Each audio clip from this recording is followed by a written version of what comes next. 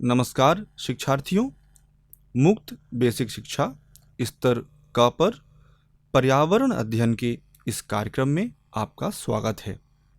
आज के इस कार्यक्रम का शीर्षक है हमारा परिवार और आपसी संबंध।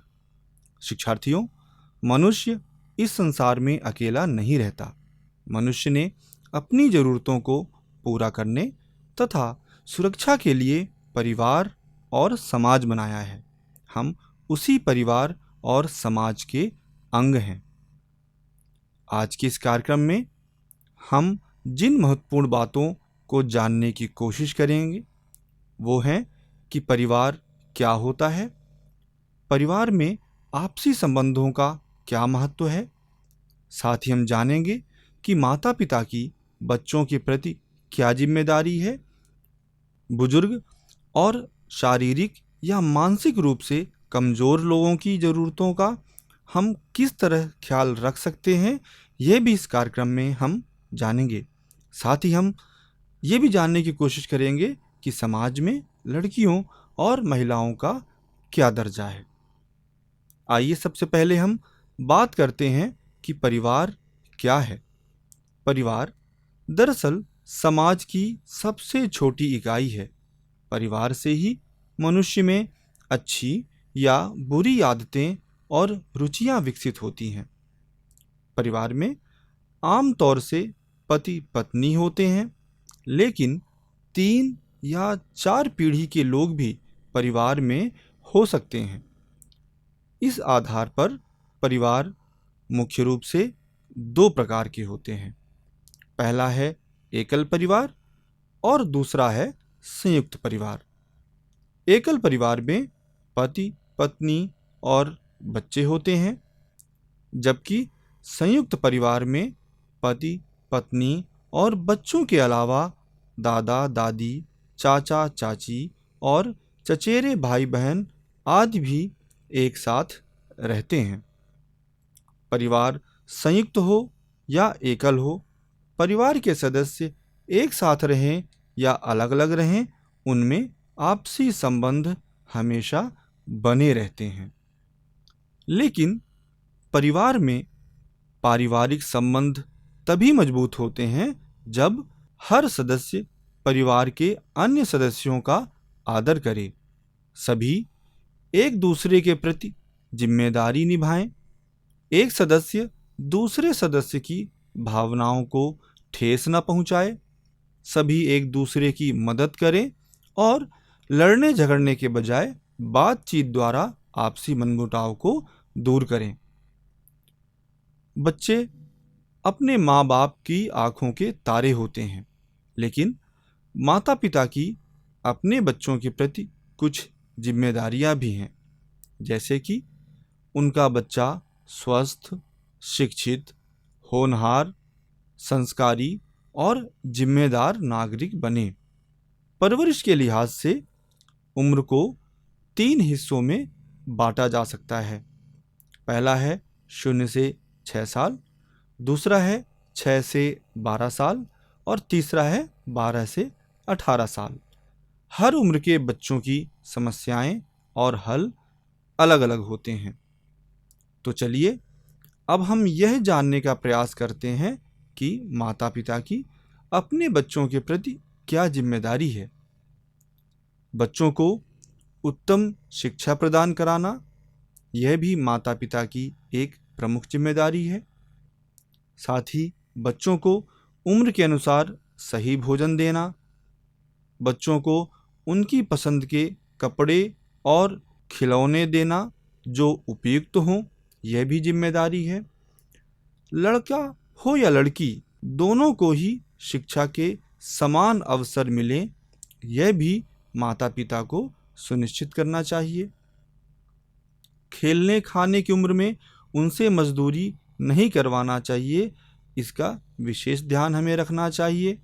साथ ही उन्हें अच्छे संस्कार देने चाहिए और अच्छी बातें भी सिखानी चाहिए। चलिए अब समाज में लड़कियों और महिलाओं के दर्जे के बारे में बात करते हैं। हमारे देश ने कई कुरीतियों का सामना किया है, जैसे कि भ्रूण हत्या, दहेज, लड़के के जन्म पर खुशी मनाना और लड़की के जन्म पर दुखी होना। परंतु बदलते समाज के साथ महिला पुरुष और लड़के लड़कियों के बीच असमानता मिटाने के कई उपाय किए गए हैं, जैसे कानून के जरिए महिलाओं को सशक्त बनाना, पंचायत और कुछ अन्य चुनावों में महिलाओं के लिए 33% सीटों का आरक्षण करना। साथ ही अब लड़कियों की शिक्षा पर भी विशेष ध्यान दिया जा रहा है। इसके अलावा महिला आयोग में भी महिलाएं अपनी शिकायत दर्ज करा सकती हैं। अभी तक हमने समझा कि परिवार क्या है, पारिवारिक संबंधों को कैसे मजबूत बनाया जाता है, और हमने ये भी जाना कि माता पिता की जिम्मेदारियां अपने बच्चों के प्रति क्या हैं। परंतु अब हम बात करने जा रहे हैं परिवार की रीढ़ के बारे में। जी हाँ, हम अपने बुजुर्गों के बारे में बात करने जा रहे हैं। परिवार में बुजुर्गों का एक महत्वपूर्ण स्थान होता है। परिवार और समाज की जिम्मेदारी है कि बुजुर्गों को आदर व सम्मान दिया जाए।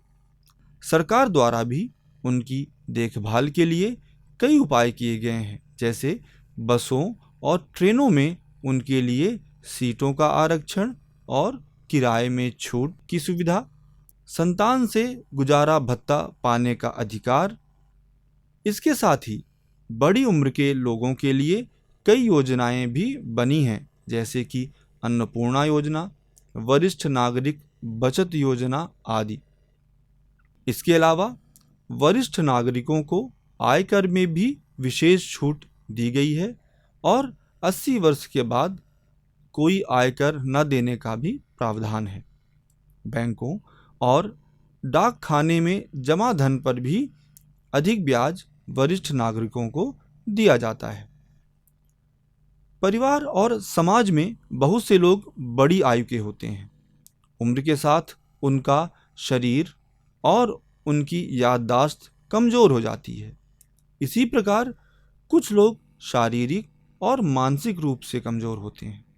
परिवार और समाज की जिम्मेदारी है कि उन सबको आदर और सम्मान से जीने का मौका दें, ताकि वे भी जीवन का आनंद उठा सकें। सरकार ने भी उनके हित में कई कानून और योजनाएं बनाई हैं। तो शिक्षार्थियों, आज इस कार्यक्रम के द्वारा हमने जो महत्वपूर्ण बातें जानने की कोशिश की वो हैं कि परिवार समाज की सबसे छोटी इकाई है।